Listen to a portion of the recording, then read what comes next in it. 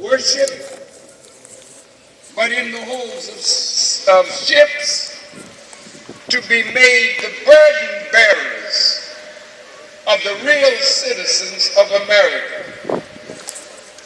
It's hypocritical for us to say that we are citizens and we are still trying to get civil rights while at the same time we are denied the human right of self-determination. I'm honored to be here in front of this great, great house that was built by black slaves. So I don't think I'm encroaching on any American by standing on the ground that was paid for with the sweat and the blood of our ancestors. I'm honored to be here and am grateful to Congressman Danny Davis for having shepherded through both houses a joint resolution that allows us to be on the Capitol steps.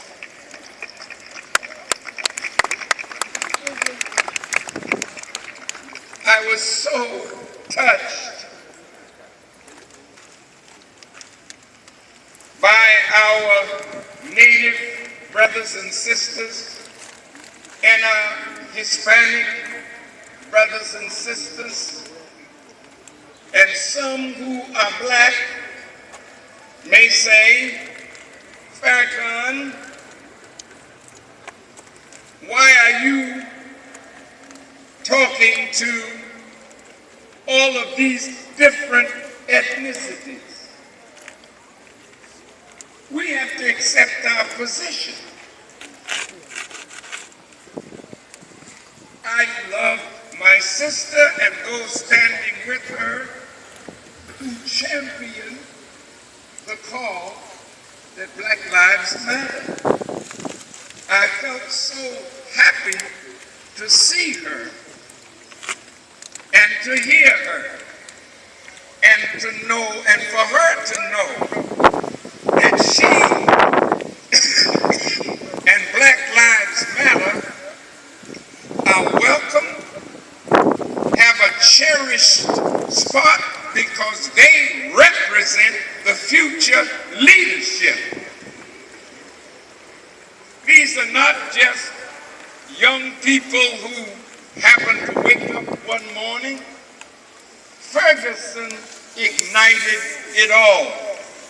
So all the brothers and sisters from Ferguson, all the brothers and sisters that laid in the streets, all the brothers and sisters that challenged the tanks,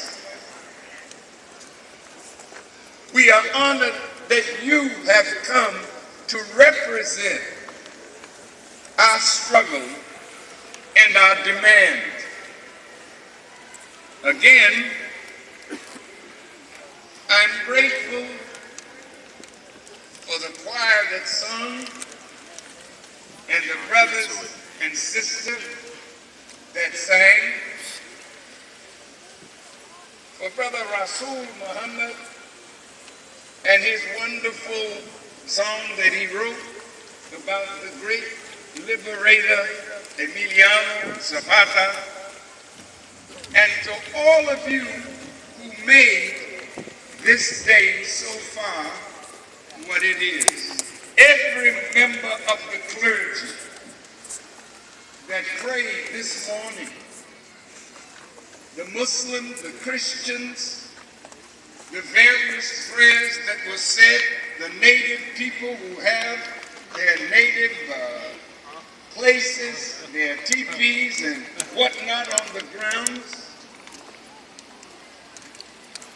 they're sacred people. And they deserve justice. And we, in unity, will not only get justice for ourselves, but justice for all those who are deprived of that precious essential of life itself. On this beautiful mall, which was a slave center hundreds of years ago, right here, down this mall, there used to be slave pens. And in that movie, 12 Years a Slave, the black brother was brought here,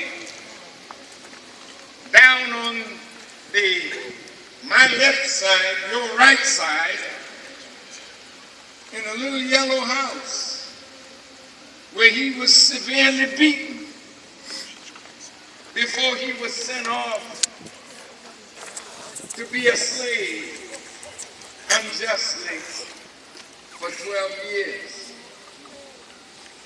I feel the cry of our ancestors,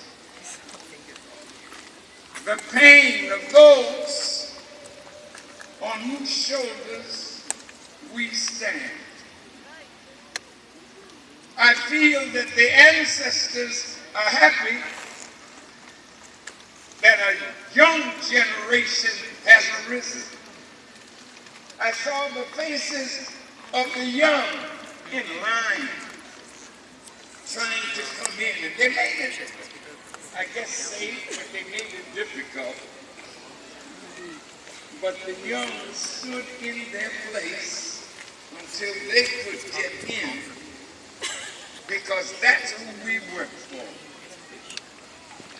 We who are getting older, and I'm speaking now of myself and my generation, what good are we if we don't prepare young people to carry the torch of liberation to the next step?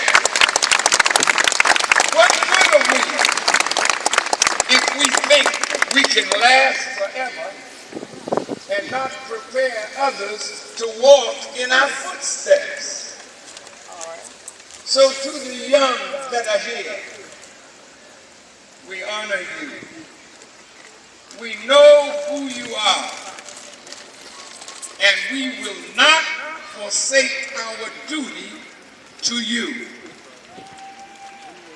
There are some elders that are not worthy to pass on the legacy of their cowardice to our young people. Our young people will not listen to those made in America, made by America, and want to bow down in America to that which has given them hell. These young people are looking for fearless leadership, but leadership that cannot be bought. Leadership that is willing to sacrifice its life to see a better future for our children. I'm honored that my brother and friend, Father Flager, is here, who is a great fighter in Chicago. I'm honored that Cora